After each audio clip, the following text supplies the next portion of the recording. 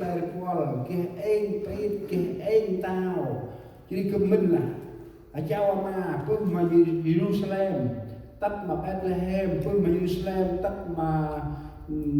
tộc Jericho phương mà Jerusalem hành tất mà châu mà này một cái nét cái mà tạm được cứ món ăn nó bài mà cái bát làm brand đồ ăn hay ở làm hay mà hành ông chỉ nó món nào kia chỉ lỡ thì hình hành chỉ từng này một cái ông tộc tạm được này là này cho ngân đường vùng chấp giáp tông hình bằng chấp tương tầm rít sẽ là bằng một cái cước có thể tầm vài hè là đi tầm bòn pri hè bằng mà pri dân tầm pri hè chả cà phê kia xe kia từng là pri hè pra mà còn thôn nè kia xe kia từng pri hình bằng một cái ông này như một anh là ông nổ cướp lắp cái tầm con bước bằng đại miền này rồi vừa lẽ đưa con bằng này họ tạc gần lẽ tên đưa con vào tôi chi lại ngồi giờ thì ngơi thì bây giờ bình sâu thằng lo lúc mù trời kể mà tròn lúc này kể bằng trong miền này sắp u sẵn còn bằng chỉ bằng của mình áp na mong kể mà cướp và lo lụ kể mà cướp tam luôn cho tao miền là tu na thì nó bước bằng hành ta để còn mấy môn là lụ thì còn trong làm vừa cái một giây vừa trình đời này trước ngân mong im bước bằng là còn ta làm mình treo càng ăn nhưng mà cướp một cái nào chiều chỉ bước bằng là lúc này ơi mà thì năm bước bằng tôi ơi mình năm sang còn xe cả tu ra nhà mong tộc trình hey là lúc chỉ miên bằng trình quả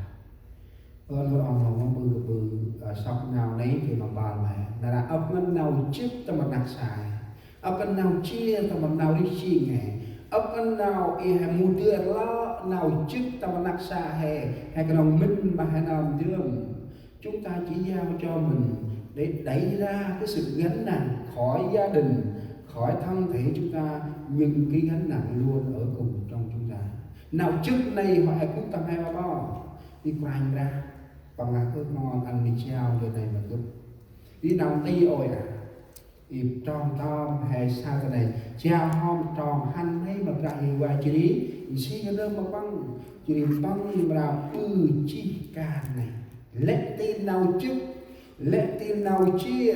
lẽ tin nào tất tầm nạc xa nào chia đi tất dây bư quanh ra quanh nào này môi trường khai mà ra đùa là anh chỉ khai nhân hãy anh chỉ quốc ngân hãy anh chỉ chia ngân hãy anh mong chơi ra ngân để quanh ra ơn còn cha cực lại trao mày bự cực nào bự chi cả này nay xin quanh ra qua lại ra Chúa kêu gọi chúng ta hôm nay hãy phó thác đường lối mình cho Đức Giê-hô-va và nhờ cái Ngài thì Ngài sẽ làm thành việc đó. Chúng ta không cần làm nhưng chúng ta chỉ giao cho Chúa. Chúa ơi, con rất là nặng, công việc này con thể làm được. Con nhờ sức Chúa để giúp con. Cái con đang là coi là cái quốc nào hay tiền là hay sáng nào ra đưa hà ra đức tôi hay con hành liền nâng con hành liền tu quay tây bó nào nam đi quanh nam đi quay tăng bó nào thì thì ôi Alex cũng xong ấy tu bằng nâng con hành liền đứa con hoang đà mắm bư bằng hành liền hãy phát tay tầm tôi sức nào rằng ngày nào bả cô ra tay chết mà có trọng rằng mắm bư bằng hành liền là lẽ nào kế bằng ăn mà bước bằng tâm ác mà là bằng sắp đẹp đưa này bằng nam bịch minh bài bằng nam bịch chồng bằng sắp bài đưa bằng nam bịch chồng hay sai nào bằng ngoài là trong chết mà mẹ món nào tất tình duyên con rít lạc lời nguyên nhân nào đẩy con sống hoang đàn món nào tất mà con bằng tình con bằng rít lạc lời tí tập bị năng hay sao nơm con hành lên tí lại bước bằng tu bưng gì nấy và phần nào ơi ấy mù mau là bằng mù tay chung bằng tình bằng lúc bơ chay bơ bằng malah bơ bằng đó malah nâu bằng đó malah chắc đơ leo tay bằng chắc đơ leo tay bằng ta là bằng lúc trong này bằng ôm bơ bằng đóng nào bằng người một cái nào chỉ đi bằng nào bằng người lạ cả cái tết na buộc óc bằng sắp lết trập đơ hành tàng gò ngay cũng ta lấy bằng lươn lạc lờ do mặt trập đơ kia tắt ăn con bằng cái này mà hôm sau nào là bằng nào quát tôi bằng phút tại chơi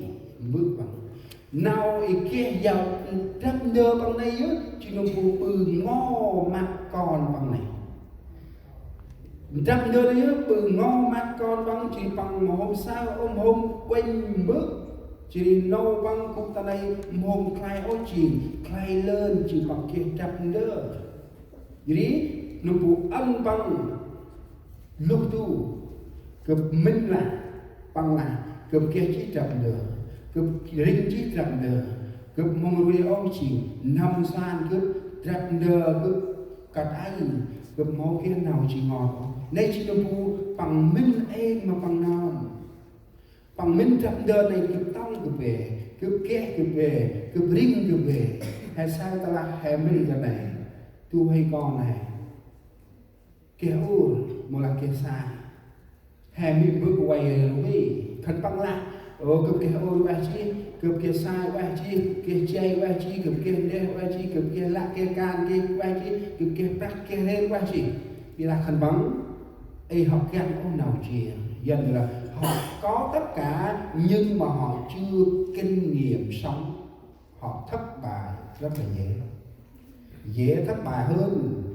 là sự thành công. Jadi khăn bằng món bự là khăn bằng mà họ khen ô nào trước nào chia khăn bằng nai nhân khăn bằng là đó lẽ chặt đời này thì đây cơm khăn bằng là chiên tầm này chiên là chỉ nào. Nên anh không gan nó nào rằng người chị tu hay con nhốt chọc lẽ chặt đời này chỉ tu bằng mình làm đời này tao như một cướp kia như một cướp rinh như que như là thì nào cặp ba nào mù chiên cặp cân bằng gì nào. Jadi mampu, dia nak nào đi chinh bằng gần nào chắc đơ này chinh đơ, nào đơ power mà bằng. Jadi lại một chắc đơ bằng pitch, thì nuôi nam bằng mấy tầm tàn đó. Ông nào jadi hai san này, mampu, tu hai nam con hành đi, jadi bằng gặp nó mà chắc đơ này bằng một cha ô mặc quàng ra, tầm lại tròn bằng hành. Tròn sự nào bằng ngày nào tròn có phải chừng bớt tròn rằm này, bằng gặp nó mà chắc đơ bằng một nam ôm mà quàng ra tập lệ tròn bằng ảnh đi một oi tăng bên nó đi xin hay được bạn không nào đi xin hay ơn lòng nổ hè đi cầm primia thì hè ring hè tông hè kia ăn tiền tập lệ giờ này chỉ đi hè la tập lên đặt nặng xa của em một lần nào anh nào đi chỉ đi hè sao hè bơm oi mà bự hè kia chay thật là chay là nó lại quẳng kia chay đông hay kia đê là cái làm đê lấy muốn lại đê hè để kia đê cho chỉ để hai băng bự hay kia nặc xa này muốn lại đừng bù kít nào làm mình để kia nặc xa hay kia đông lạc can nào can được khát làm mua áp đê để kia đường can lễ tiền giờ này chỉ quá rồi là ở hai sắp đưa ý kết này đưa ý chiếc này hay truy hoàng ra chỉ lệnh đưa hai bứ bài nào với tu na tao là hành đun coi đặt cành ra thì cành ra mà sắp lại ngồi nung pu còn hành đi ngay bằng năm mà chấp đưa chỉ lệnh chấp đưa bấm chỉ rõ hào đây mong ai xài mong bự lý do này mong chỉ là chi bằng sắp chấp đưa này mong đưa bằng bự mỏ tao mày cành ra thì treo bà pe ra ngoài bà chỉ bụi pram đây bằng bụi pram đông chịu hao bà pe là bằng bụi pe đông chịu hao bà pe là bằng bụi pe đông thì nơi ngoài này bằng một bụi hào nơm ia hay sao đó nổ sắp trăm đưa này mình đưa vào bự hào đông và là bự rọc mình đưa ít trong một cái ơn mà hè kia đặt là để kia nhân siêu sao cái này kia đặt này đẹp mà ăn ninh gọi thì cái trái sầm miêu là nhân lương là đây ta quay áp nát quay áp nát cái praterie rót mi tàu thu thông cái rót banh cái praterie tung sao con xe bao ta ăn banh praterie cái vô tao con sao tụi hay ăn tụi gọi mi tàu sao tụi hay ăn tụi gọi cái chúng ta đã chơi bóng kia mi tàu mà đấy cái mà không biết ôi ăn không kia chỉ lấy giờ lấy kia đặt cái khay để lắng ngăn chỉ chắc mà sao tụi chờ rau mà rau ăn là pu một sao rau là ham nó bé chơi pu con bông thì cướp hai nhân là sắp đặt khay chắc ta chơi không kia được lòng yêu thì lòng cái nào lòng cái đó nhưng mà trông nè một cái lần mà nào nơm con sống rất trăm đơ trông rất đơ bao lưng mồ hôm cái giờ này mong chỉ na đang tâm plan nó mong mua nó hay sao nào ít chi ngày du sân nào đang ngồi rom cô chuyện bia trò bia chơi cả là từng bư tầm